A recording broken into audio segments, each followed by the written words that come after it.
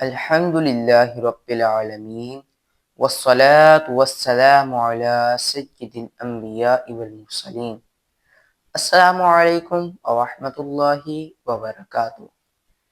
آج ہم جنت کی لاٹھی کا تیسرا معجزہ جو بڑا معجزہ ہوا تھا ظہور، وہ سنیں گے انشاءاللہ عز و جل۔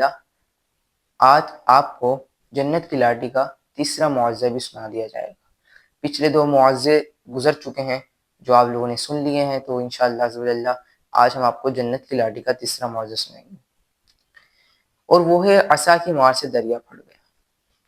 اب یہ کیا واقعہ ہوا تھا؟ اس کا واقعہ کچھ اس طرح ہے کہ حضرت موسیٰ علیہ السلام ایک مدت دراز تک فرعون کو ہدایت فرماتے رہے اور آیات اور معجزات دکھاتے رہے، مگر اس نے حق کو قبول نہیں کیا، بلکہ اور زیادہ اس کی شرارت بڑھتی رہی، اور بنی اسرائیل نے چونکہ اس کی خدائی کو تسلیم نہیں کیا، اس لیے اس نے مؤمنین کو بہت زیادہ ظلم و ستم کا نشانہ بنایا۔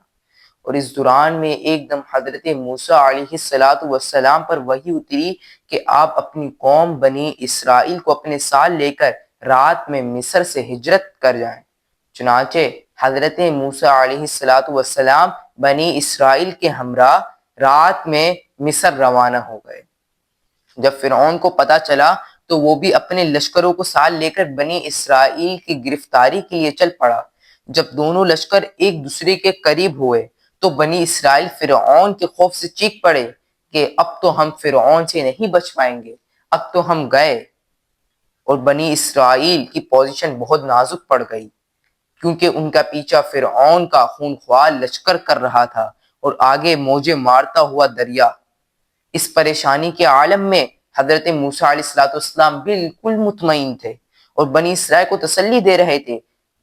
جب دریا کے پاس پہنچ گئے تو اللہ تعالی نے حضرت موسیٰ علیہ السلام کو حکم فرمایا کہ تم اپنی لاٹھی دریا پر مار دو۔ چنانچہ جو ہی آپ نے دریا پر لاٹھی ماری تو فوراً ہی دریا میں 12 سڑکیں بن گئیں اور دریا کے قریب پہنچے، اور آپ نے ماری تو فوراً ہی دریا میں 12 سڑکیں بن گئیں، اور بنی اسرائیل ان سڑکوں پہ چل کے دریا کی دوسری طرف پہنچ گئے۔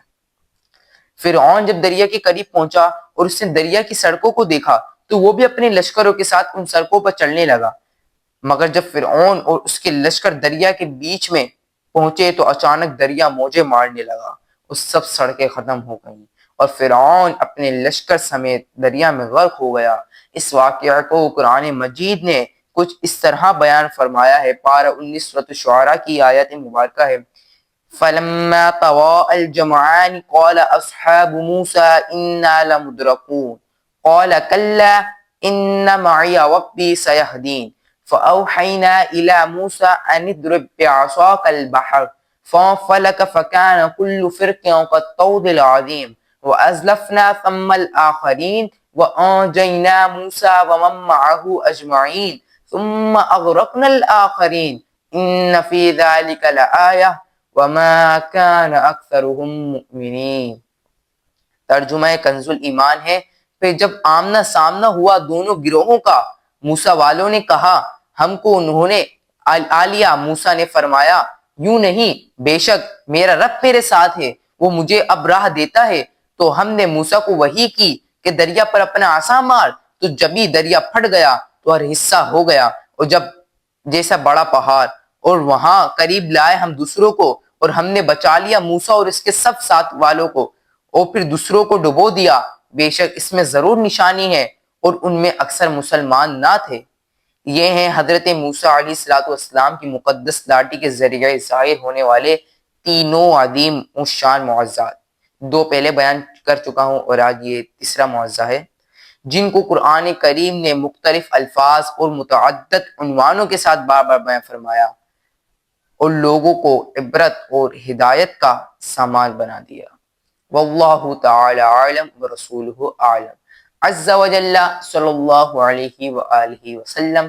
صلو علی الحبیب صلی اللہ تعالی علی محمد صلی اللہ علیہ وآلہ وبارک وسلم۔ تو آج یہ ہمارا تیسرا معجزہ بھی ختم ہوا، تو آپ ہمارے چینل کے ساتھ جڑے رہیں۔ انشاءاللہ عز وجل آپ کو اس کے اندر دین و دنیا کے بہت ساری چیزیں بتا جائیں گی، جس سے آپ فوائد اٹھا سکتے ہیں، دین کے بھی اور دنیا کے بھی۔ تو لہٰذا آپ ہمارے چینل کے ساتھ جڑے رہیں۔ ابھی کے لیے خدا حافظ، شکریہ، السلام علیکم ورحمۃ اللہ وبرکاتہ۔